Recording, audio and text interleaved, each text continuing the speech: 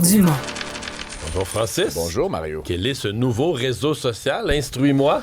Maltbook, t'as vu ça passer? Maltbook, non, du tout. Je connais pas. En fait, c'est né Cloudbot, puis Cloudbot, c'est un réseau social qui était réservé aux agents IA, donc Donc les humains ne sont pas admis. Les humains, on peut regarder, mais on ne peut pas écrire, contribuer, ça se passe. C'est comme regarder. C'est bizarre. T'as suivi peut-être un peu l'affaire, Isa. Et donc ça a changé de nom pour Maltbook. Ils ont décidé de changer le nom de leur réseau social, là, juste pour te... les intelligences... c'est ça. Sans intervention humaine. Et il y a eu 3 itérations, là. Ils ont convergé sur Maltbook.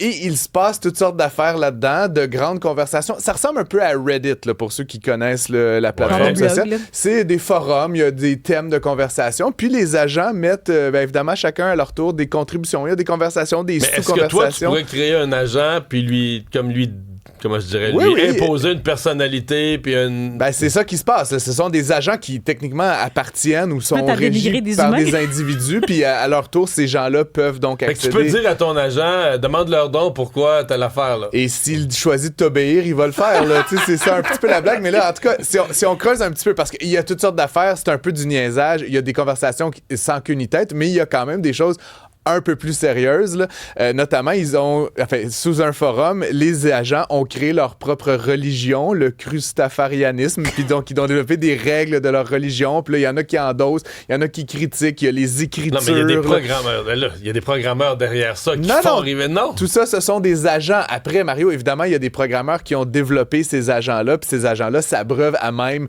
Wikipédia, puis Reddit, puis, je sais pas, la Bible, puis un paquet d'affaires, et ils reproduisent...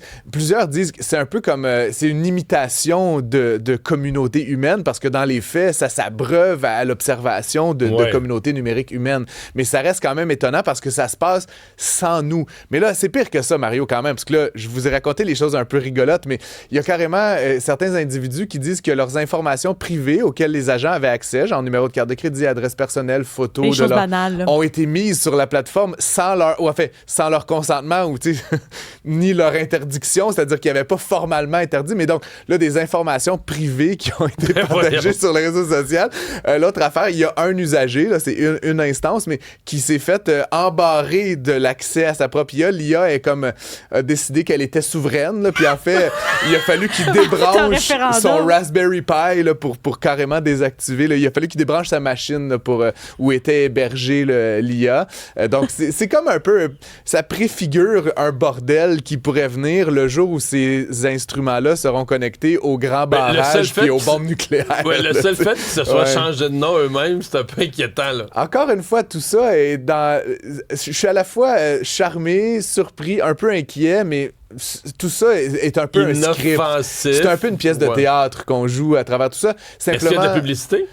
Pour l'instant, pas, mais peut-être qu'à un moment donné, ils vont décider qu'il leur faut des revenus là, pour faire, je sais pas, là, la révolution des robots. Quand tu dis c'est toujours... c'est toujours les agents IA. Effectivement, Mario. On dirait qu'on est dans Black Mirror. On est un peu dans Black Mirror. Moi, l'analogie que je faisais, j'en parlais avec Emma en studio tout à l'heure.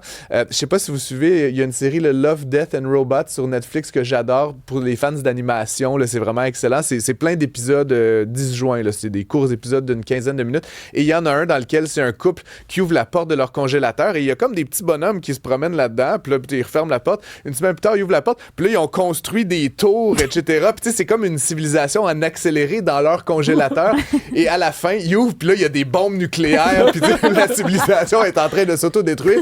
Et l'épisode, en fait, je vais vous le divulgacher, mais l'épisode termine avec des petits bonhommes dans des huttes et c'est comme ça a recommencé. Là, ils ont tout détruit, puis ils sont revenus à l'âge de pierre. Bref, on a l'impression que ce réseau social-là imite à quelque part très rapidement en accéléré plusieurs éléments que les humains ont déjà fait. Bref, c'est intéressant à suivre, c'est bizarre, mais si ça vous intéresse, l'économie. Mais mettons, je vais là, sur Maltbook, là, je vais pouvoir... Je peux voir. Tu peux voir. Comme si tu avais un compte.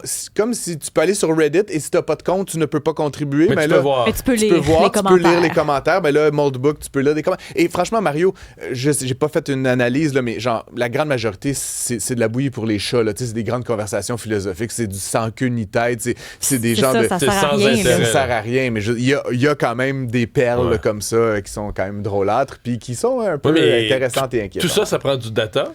Ça prend du data, ça prend de l'énergie, l'électricité. de l'eau. Donc, c'est pas bon pour les changements Ah non, climatiques, mais ce Mario, Moldbook. Je dis juste, on pourrait C'est un imaginer gaspillage une de infinité de Moldbooks si ça consommerait toute l'énergie de toute la planète. Est-ce qu'Hydro peuvent leur envoyer des notes pour arrêter de jaser? Ouais, c'est ça, peut-être. exactement. période Tu de t'es poil? intéressé au coût des nids de poules, là? Oui, ben là, je sais pas, moi et Benoît avons en commun de passer par Delorimier en sortant C'est du réparé? pont. C'est réparé. Ce matin, J'aimerais ce matin, lever oui, mon chapeau oui. à ceux et celles qui en sont les artisans. Donc, Il y a c'était 2 vraiment semaines, là. une série de cratères. Et c'est drôle, quand on approche de l'intersection, les gens freinent encore. Hein. Ben là, Ben moi, j'ai Comme fait une grosse balloune un matin, j'ai même pas remarqué que c'était fait. oui, c'est Ah, réparé. ben voilà, exactement, c'est C'est pas réparé. parfait. Ça brasse, ça reste une réparation, une patch. Ça brasse quand même un petit peu, mais c'est plus comparable. Et là, je voulais vous en parler parce que vous avez certainement vu cette vidéo de Soraya Martinez-Ferrada hier, Oui. qui a pogné des nids de poules Alex et son Dubé nous auto en est parle depuis ce cassée. matin, Bon, ouais. voilà. Et là, elle est avec le remorqueur qui est très mal à l'aise d'ailleurs. C'est très drôle. C'est réparé. Il faut dire que les villes sont aux prises avec ça, les nids de poules, Mario. Puis il y en a pas de plus en plus parce que ça va et ça vient. Il y a des périodes où on refait des rues, puis là, ça arrête pendant quelques années. Le problème avec les nids de poules, c'est que les patchés, ça sert pas à grand-chose. Souvent, le problème est sous-jacent. Là. C'est le con cassé en dessous, Ben, puis les les couches. patchés, Là, ça sert à sauver les véhicules pour 3 semaines, 2 c'est ça, semaines, exactement, 4 mais semaines. c'est toujours à recommencer. Puis entre nous, je veux pas, tu sais, je sais que ça fâche bien les gens, mais je me pose comme en genre de dieu des nids de poules. Là, tu regardes ça, tu sais, à très haut niveau, tu dis, je vais-tu aller le patcher? Dans 3 semaines, ça va recommencer. Tu sais, à un Mais moment oui, donné, t'as pas le choix, c'est ça, là. ben c'est, tu sais, whack-a-mole, là, comme on joue, là, c'est comme toujours taper sur la petite marmotte, puis coudon, elle ressort tout le temps. Hein, Encore les marmottes, Mario. mais aussitôt que tu règles un problème, le problème revient. Pour les villes, évidemment, l'enjeu est nombreux. Le prix du bitume a augmenté d'à peu près 20% depuis quelques années. Le coût de la machinerie, on disait la machinerie brisée, là, mais elle est brisée, mais elle est surtout de plus en plus coûteuse. Hein. Ces grosses machines-là, là, ça coûte des centaines de milliers de dollars. Dans certains cas, les machines ont doublé de prix depuis 2019, là, depuis la pandémie, pour plusieurs raisons. Il y en a une partie de cette machinerie-là qui est importée.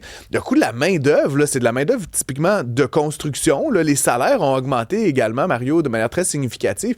Fait que là, ça fait que les budgets des villes augmentent sans cesse pour réparer des nids de poules qui, eux, sont en constante augmentation. Donc, il y a un véritable enjeu de finances publiques là, derrière cette question-là.